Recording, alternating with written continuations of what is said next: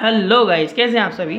तो गाइस, आज आपके लिए बहुत खुशखबरी की बात है कि हम आप लोगों के लिए क्लास 10th का chapter 3 pair of linear equations in two variables की स्टार्टिंग करने जा रहे हैं। तो बेटा दिल थाम के बैठे, ये वीडियो को शुरू से लेकर अंत तक जरूर देखिएगा क्योंकि बहुत इंपॉर्टेंट पार्ट्स हैं जो इसमें बताए जाएंगे।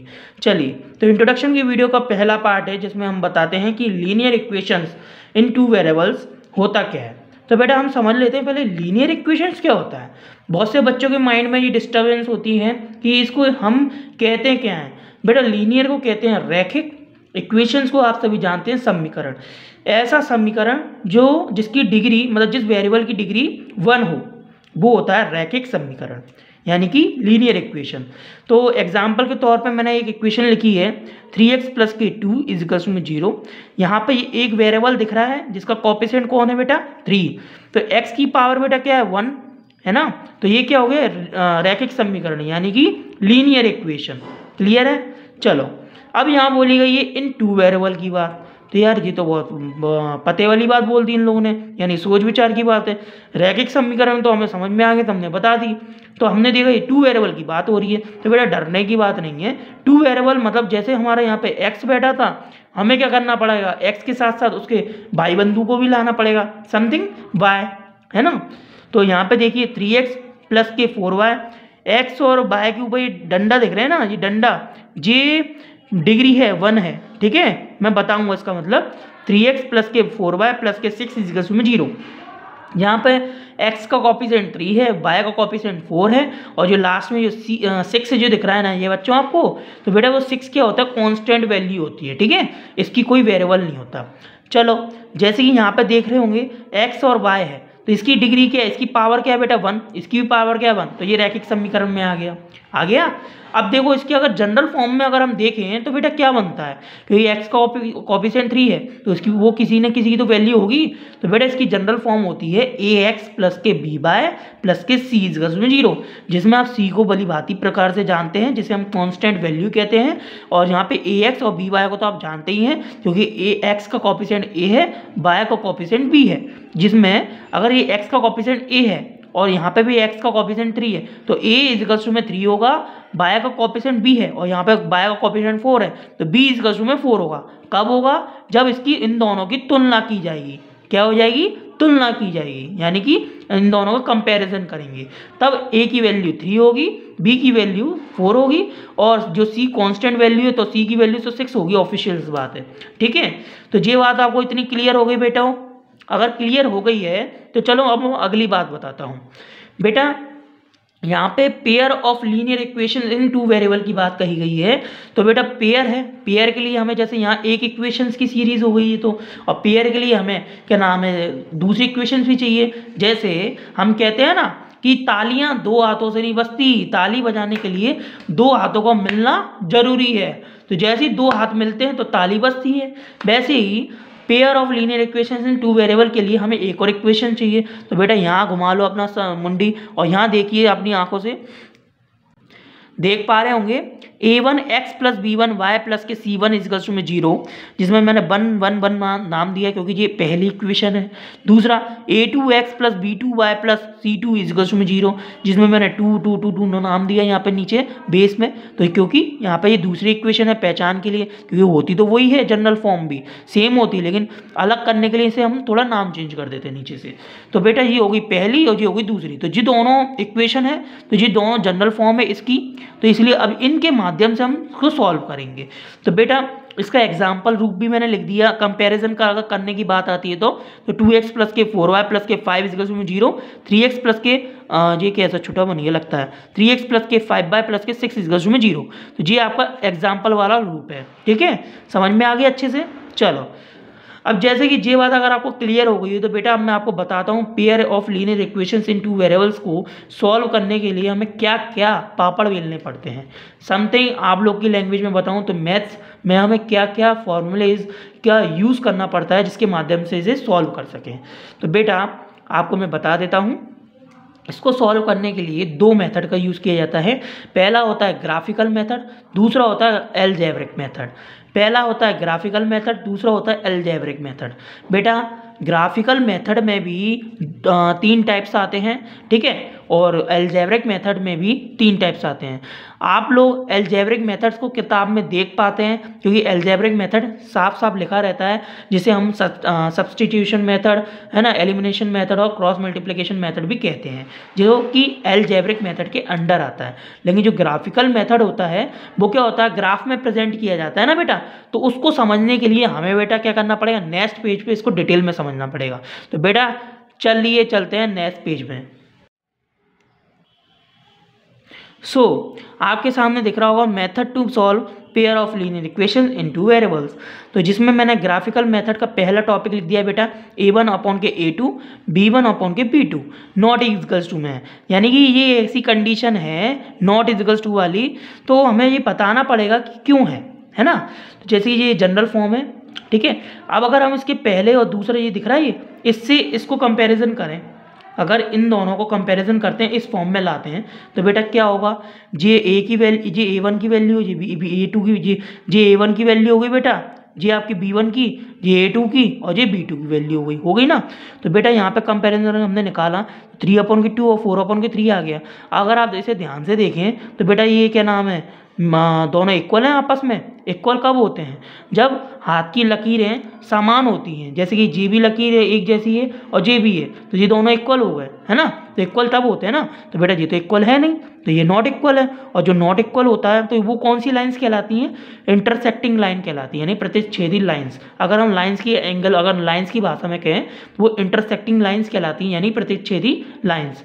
अब आपको ये बात समझ में पड़ेगी कैसे, तो बेटा समझो, आपने ग्राफ देखा है, ग्राफ में जे इक्वेशन को सॉल्व करते हैं तो एक अलग लाइन खींची जाती है, और जब इस इक्वेशन को सॉल्व करते हैं तो एक अलग लाइन खींची जाती है ना। तो इसको ऐसे काट देते हैं, ठीक है। अब डिपेंड करता है, जरूरी नहीं है कि हमेशा कटे, कभी अलग भी जाती, कभी पैरेलल जाती है तो कभी अलग जाती है ना। तो आपको ये समझना होता है कि कौन सी लाइन है, पैरेलल है, इंटरसेक्टिंग है या कोइंसिडेंट है। तो बेटा यहाँ जैसे हमने बताया ये नॉट इक्वल है। नॉट इक्वल का मतलब ये हुआ कि दोनों लाइनें क्या है, इक्वल तो है नहीं, यानी एक दूसरे को काट रही हैं, तभी तो नॉट इक्वल हुई। तो बेटा कैसे, जैसे एक लाइन जी हो गई पहली वाली और दूसरी लाइन बेटा जी हो गई, तो इनने एक दूसरे को किस पॉइंट पे, किसी न किसी पॉइंट पे तो काटा होगा। तो पहले नंबर तो बात हो गई ये इंटरसेक्टिंग लाइन होती है, ठीक है। दूसरी बात होती है कि बेटा यहाँ पे किसी न किसी पॉइंट पे तो इसने काटा होगा, यानी कि इसका एक ना एक तो सॉल्यूशंस बनेगा, इसलिए यहाँ पे हम लिख देंगे ओनली वन सॉल्यूशन, यानी कि इसका यूनिक सॉल्यूशंस बनता है, ठीक है। तो यहाँ पर जब भी यहाँ पे काटेगी वहाँ तो एक सॉल्यूशन बन ही रहा है, तो ये ओनली वन सॉल्यूशंस के अंतर्गत आता है। तो क्लियर हो गई बात बेटा, इस तरह की इक्वेशन जब बनती है वो ओनली वन सॉल्यूशंस होता है उसका, और वो इंटरसेक्टिंग लाइन्स होती हैं, ठीक है। चलिए तो ग्राफिकल मेथड के दूसरे पॉइंट की तरफ बढ़ते हैं, जो कि नीचे दिया है, a1 अपॉन के a2 इजगस में b1 अपॉन के b2 इजगस में c1 अपॉन के c2। क्या बात है, यहाँ तो एक भी इक्वल नहीं था, यहाँ तो सभी इक्वल हो गए। चलो समझते हैं कैसे। बेटा जनरल फॉर्म यही रहेगी, ठीक है, जनरल फॉर्म आपकी यही रहेगी। अब देखिए जनरल फॉर्म के अकॉर्डिंग चले हैं तो बेटा देखो मैंने एक एग्जांपल लिख दिया, 2x प्लस के 3y प्लस के 4 इजगस में 0 एंड 4x प्लस के 6y प्लस के 8 इजगस में 0। बेटा इन दोनों लाइंस को पहले पढ़ने से पहले हम जरा इसको नजर मार लें इसकी तरफ। बेटा यहाँ पे बोला गया इक्वल, तो इसको कंपैरिजन करें, तो यहाँ पर ये दिख रहा है, इससे इसको कंपैरिजन करके इसको इस फॉर्म में ले आ जरा, है ना। तो बेटा a1 कौन हुआ हमारा 2, तो बेटा 2 लिख दीजिए। a2 कौन हुआ बेटा 4, 3 b1 हो गया, 6 जी हो गया, है ना, इक्वल्स टू में बेटा 4 और जी 8 हो गया। चलो बेटा इसको जरा काट के देखते हैं कि कहाँ तक इनकी है ना, कहाँ तक रस्सी खींच सकती है, यानी कहाँ तक इसे हम काट सकते हैं, तब जाकर हमें पता चलेगा कि ये तीनों सच में इक्वल है या फिर कोई कट रहा है बीच में। तो देखा गया कि 2 1 जा 2, 2 2 जा 4, 2 1 जा 3 1 जा 3, 3 2 जा 4, यहाँ तो बने यहाँ बने, और ये 4 1 जा 4, 4 2 जा 8, है ना। तो यानी कि हम देख पा रहे हैं पहली इक्वेशन में 1/2, पहले दूसरी इक्वेशन में 1/2, तीसरी इक्वेशन में 1/2, और हमने देखा कि यार ये तीनों तो यार बराबर आ गए, तीनों बराबर, यानी तीनों सेम इक्वेशंस में, यानी एक भी नॉट इक्वल नहीं है। तो इसका तात्पर्य समझते हैं बेटा, यानी कि जे समीकरण की जैसे एक लाइन आपने ये खींची, ठीक है, और जे समीकरण की आपने जो लाइन खींची ना वो इसके ऊपर से ही बनाई गई है, क्या बनाई गई है, इसके ऊपर से खींची गई है। क्यों? क्योंकि इसकी जो इक्वेशन को हमने सॉल्व करा तो ये क्या हुआ, इक्वल इक्वल आई हैं। और जब ऐसी इक्वेशन जब इक्वल इक्वल बनती है दोनों साइड में, तो बेटा क्या होती है, वो मैनी सॉल्यूशंस होती हैं। क्या होती है बेटा, वो मैनी सॉल्यूशंस होती हैं। क्योंकि एक लाइन के ऊपर ही एक और लाइन बनती है ना।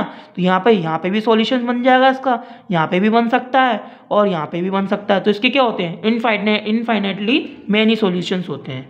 ठीक है, तो इसके अगर हम लाइंस की बात करें तो बेटा ये संपाती लाइंस होती हैं, यानी संपाती रेखाएं होती हैं, जिसे हम शुद्ध हिंदी भाषा में भी तो बता ही दिया है, इसको हम शुद्ध इंग्लिश भाषा में कोइंसिडेंट लाइंस भी कहते हैं। ठीक है बच्चों, तो आई थिंक आपको ये टॉपिक क्लियर हो गया हुआ है ना। चलो इसके ग्राफिकल मेथड के थर्ड पॉइंट की तरफ समझते हैं क्या है। सो गाइज, ग्राफिकल मेथड का ये थर्ड पॉइंट है A1 अपॉन के A2 इजिकल्स में B1 अपॉन के B2, ठीक है, नॉट इजिकल्स में C1 अपॉन के C2। चक्कर क्या है, पहली वाली इक्वेशन आपने देखी थी, पहली वाली में केवल है ना ये दोनों इक्वल थे, ये दोनों नॉट इक्वल थे, है ना। दूसरी वाली में क्या हुआ था बेटा, जैसे ये इक्वेशन दिख रही है तीनों इक्वल थे। अब तीसरी वाली ऐसी कंडीशन आ रही है जिसमें एक इक्वल होगा तो एक नॉट इक्वल होगा। अब कैसे, चलो समझते हैं एक उदाहरण के तौर पर। तो जनरल फॉर्म हमने यहाँ लिख दी है और ये उदाहरण दे दिया है। चलो बेटा कंपैरिजन करें, इसको बाद में लेंगे, हम पहले इन दोनों को लेते हैं। ठीक है, तो पहले दोनों को ले लो, 3y6 इजिकल में 2y4, x और y के कोफिशिएंट ले लेते हैं, कांस्टेंट वैल्यू बाद में लेंगे। कांस्टेंट वैल्यू पे बेटा जब ही जाना जब आपके ये दोनों आगे की इक्वेशन इक्वल हो जाए। ठीक है, एक एग्जांपल के तौर पे समझा रहा हूँ। तो देखें, इसको सॉल्व करा, 3 1 जा 3, 3 2 जा 6, 2 1 जा 2, 2 2 जा 4। तो बेटा हमने देखा कि यार ये 1/2 हो गया, ये 1/2 हो गया, यानी इक्वल हो गया। तो हमने देखा कि यार पहली इक्वेशन तो इक्वल हो गई। दूसरी इक्वेशन देखते हैं कि C1 अपॉन के C2 से ये इक्वल होता है क्या नहीं। अगर इक्वल होता है तो बेटा क्या होगा, वो मैनी सॉल्यूशंस। अगर इक्वल नहीं होता तो बेटा कौन सी इक्वेशन कौन सा सॉल्यूशंस होगा वो हम समझेंगे। गलती से भी ये मत समझ लेना कि इंटरसेक्टिंग लाइंस हो जाएंगी, इंटरसेक्टिंग लाइंस नहीं होंगी, मैं बताऊंगा। तो बेटा क्या करें, इक्वल लगाया हमने C1 और C2 लिया, तो देखा बेटा ये -4 है और ये क्या है बेटा 9। तो हमने देखा एक तो ये एक दूसरे से कट नहीं रहे हैं, ऊपर से ये माइनस है, ये पॉजिटिव है ना, जो कि ये 1/2 के इक्वल में है नहीं है। इसका मतलब क्या हो गया बेटा, ये नॉट इक्वल हो गया। तो यानी कि एक का सॉल्यूशन इक्वल हो गया और एक का नॉट इक्वल हो गया। तो बेटा ये कौन सी लाइन होती है, बेटा ये कौन सी लाइन हो गई, इसका मतलब ये होता है जब हमने एक समीकरण को सॉल्व करा तो यानी एक लाइन खींची, जब दूसरी समीकरण हमने सॉल्व करा तो बेटा क्या हो गया, दूसरी लाइन भी समान उसी माध्यम से चली गई। क्यों? क्योंकि एक बार सॉल्व करा तो यहाँ इक्वल हो गया, लेकिन दूसरी बार से हम कंपैरिजन करते हैं तो नॉट इक्वल हो गया। तो वो ऐसी लाइन हो गई कि या तो ये इंटरसेक्टिंग भी नहीं हो रही, दूसरी बार ये बराबर भी नहीं हो रही। तो बेटा ऐसी जो लाइन होती है वो एक तो पैरेलल होती हैं, और उनका हम सॉल्यूशंस की बात करें तो बेटा वो नो सॉल्यूशंस होता है। तो आप देखें यहाँ कहीं सॉल्यूशन बन रहा है क्या, नहीं बन रहा। क्यों? जब इंटरसेक्टिंग लाइन थी तो उसमें यहाँ सॉल्यूशन बन गया था, जब मैनी सॉल्यूशन था तो यहाँ सॉल्यूशन बन रहा था, लेकिन यहाँ तो यार पैरेलल लाइन हो गई बेटा। तो पैरेलल में यहाँ तो सॉल्यूशन नहीं बन रहा, ना यहाँ बन रहा। तो इसका मतलब क्या हुआ, ये नो सॉल्यूशंस हो गया। ठीक है, कैसे, तो आपको समझ में आ ही गया, क्योंकि यहाँ जब हमने देखा तो यहाँ इक्वल हो गया कि यहाँ नॉट इक्वल हो गया। तो ये बेटा ना तो इंटरसेक्ट हो गया और ना ही ये इक्वल है। तो जब ऐसी कंडीशन होती है तो वो पैरेलल लाइन्स होती हैं और दूसरी बार वो नो सॉल्यूशंस होते हैं उनके। क्लियर है? ठीक है, तो ये मेथड आपको अच्छे से क्लियर हो गया ना बेटा। तो इस तरीके की कभी कंडीशन बनती है जिसमें पहला इक्वल दूसरा नॉट इक्वल, तो वो नो सॉल्यूशंस होगा। ठीक है, चलो अगर इतनी सी बात अगर आपको अच्छे से समझ में आ गई हो तो बेटा ये ग्राफिकल मेथड आपको क्लियर हो चुका है। अब हम आगे बढ़ते हैं अलजेब्रिक मेथड की तरफ। तो बेटा देखें, थोड़ी छोटी सी चीज़ देख लेते हैं। अलजेब्रिक मेथड 3 प्रकार के होते हैं।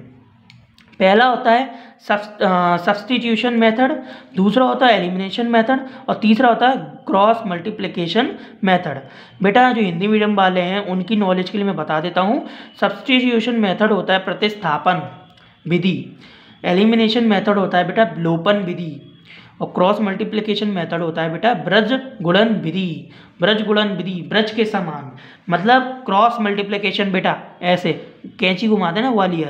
ठीक है, हम एग्जाम्पल के माध्यम से तीनों मेथड को समझते हैं बारी बारी से। तो चलिए बेटा नेक्स्ट पेज पे चलते हैं, जिसमें हम बारी बारी से तीनों इक्वेशन जो मेथड दिख रहे हैं इन तीनों को हम एग्जाम्पल से समझेंगे। चलिए